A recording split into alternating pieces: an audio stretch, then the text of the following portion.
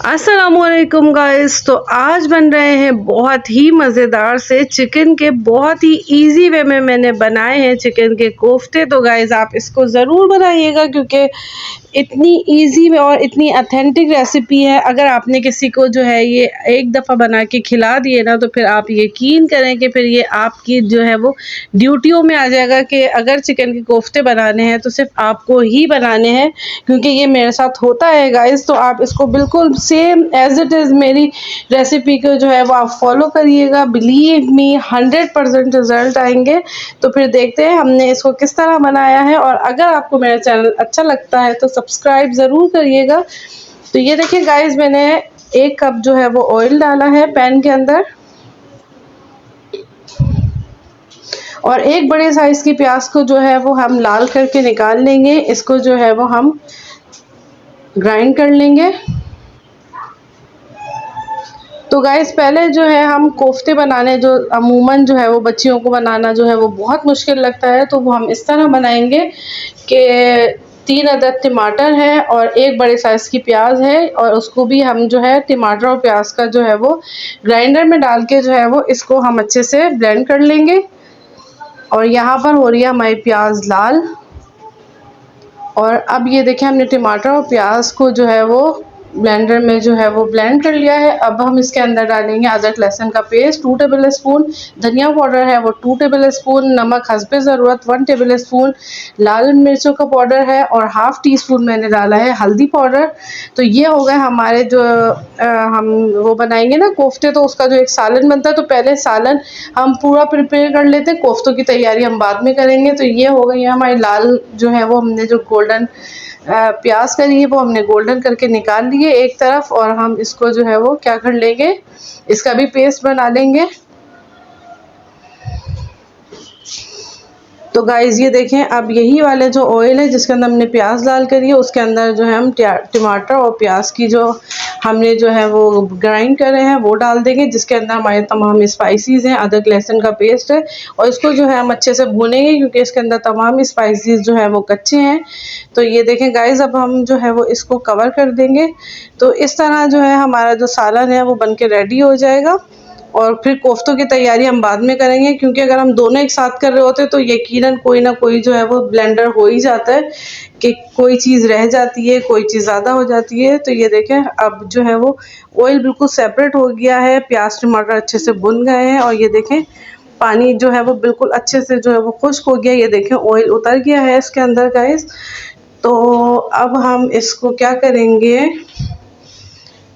अब हम इसके अंदर तली हुई प्याज जो है उसको भी हमने ग्राइंड कर लिया है वो हम इसके अंदर ऐड कर देंगे। और इसके अंदर 2 टेबल स्पून हम डालेंगे गरम मसाला, जिसके अंदर होगा ज़ीरा, काली मिर्चें, छोटी इलायची, दालचीनी और जवत्तरी। ठीक है, तो इन तमाम ये इतना सा लेना है कि मतलब आपके 2 टेबल स्पून बन जाए। तो ये हमारा जो है वो कोफ्तों का सालन जो है वो बन जाएगा। और जब इसके अंदर अच्छे से खौल आ जाएगा तो हम इसके अंदर पानी डाल देंगे। तो गाइज़ अगर आप लोगों को मेरी रेसिपीज़ अच्छी लगती है तो मेरे चैनल को सब्सक्राइब करें, लाइक करें, शेयर करें, कमेंट्स करें। बेशक अगर आपको अच्छा नहीं लगता तो आप वो भी कमेंट्स कर सकते हैं, नेवर माइंड। तो ये देखें हमने 1.5 गिलास पानी जो है इसके अंदर हमने शुरबा लगा दिया है, गरम मसाला भी ऐड कर दिया है। तो ये हमारा जो है वो शुरबा जो है वो बिल्कुल अच्छे से रेडी हो गया, यानी कि सालन। अब हम बनाएंगे अपने कोफ्ते। तो कोफ्ते बनाने के लिए गाइज़ हमने लिया है आधा किलो चिकन का कीमा। उसके अंदर मैंने डाला है नमक हस्बे ज़रूरत। उसके बाद मैं इसके अंदर ऐड करूँगी गरम मसाला 2 टेबल स्पून। और गाइज़ अगर आपने मेरे चैनल को अभी तक सब्सक्राइब नहीं करा है तो सब्सक्राइब कर लिएगा। धनिया पाउडर मैंने डाला है 1.5 टेबल स्पून, यानी कि 1 और हाफ। और इसके अंदर जो है कोफ्तों के अंदर हल्दी नहीं डलती है, याद रखिएगा। और लाल मिर्चें मैंने डाली हैं 1 टेबल स्पून से थोड़ी सी ज़्यादा, वो आप अपने मतलब टेस्ट के हिसाब से अकॉर्डिंग डाल सकते हैं। हरी मिर्चें मैंने डाली हैं 5 से 6 अदद बारीक बारीक। इसी तरह मैंने 1 बड़े साइज़ की प्याज ली है, उसको भी जो है वो फाइन चॉप कर लिया है, वो मैंने डाली है। अदरक लहसुन का पेस्ट डाला है, हरा धनिया पुदीना वो भी फाइन चॉप कर लिया है, वो मैंने इसके अंदर ऐड करा है। तो गाइज़ ये बन गया हमारे कोफ्ते का बैटर जो है वो तकरीबन जो है वो रेडी होने वाला है। और मैंने 4 टेबल स्पून जो है वो बेसन लिया है और उसको जो है वो हम अच्छा सा रोस्ट करेंगे। इतनी देर तक रोस्ट करेंगे कि इसके अंदर जब तक कि अच्छी सी खुशबू नहीं आने लग जाए ना, तो जब तक आप इसको डालेंगे नहीं।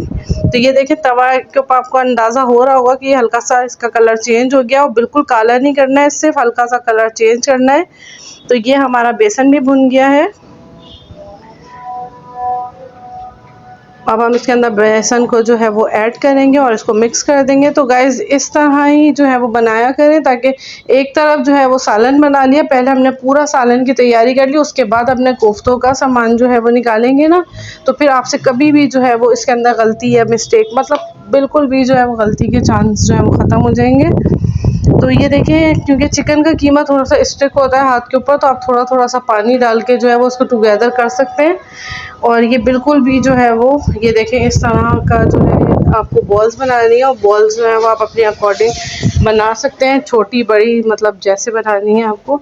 और ये देखें मैंने इसको फ्राई भी नहीं करा है, और आप देखिएगा कि ये जो है, अच्छा इसकी ये भी एक ट्रिक है कि आप ठंडे शोरबे में नहीं डालेंगे इसको। जब तक आप ये बॉल्स वगैरह बना रहे होंगे तो आपने शोरबा जो है वो गर्म पे ही मतलब रखना है, और जब इसके अंदर उबाल आ रहा होगा ना, हम जो कोफ्ते हैं वो जब ऐड करेंगे। तो ये देखें गाइस, ये इस तरह जो है 5 मिनट बाद ये जो कोफ्ते हैं इनका साइज़ भी जो है वो इंक्रीज़ हो गया, और ये इस तरह गोल गोल गोल गोल राउंड होके घूमना शुरू हो गए हैं। इसका मतलब है कोफ्ते जो है वो पूरी तरह से कुक हो गए हैं।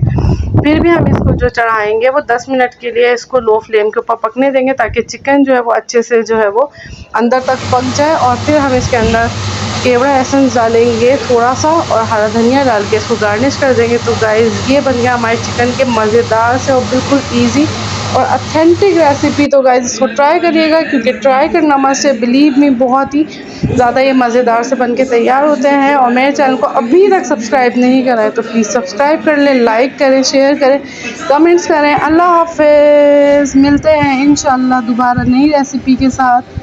दुआओं में याद रखिएगा, सब्सक्राइब ज़रूर करिएगा। बाय।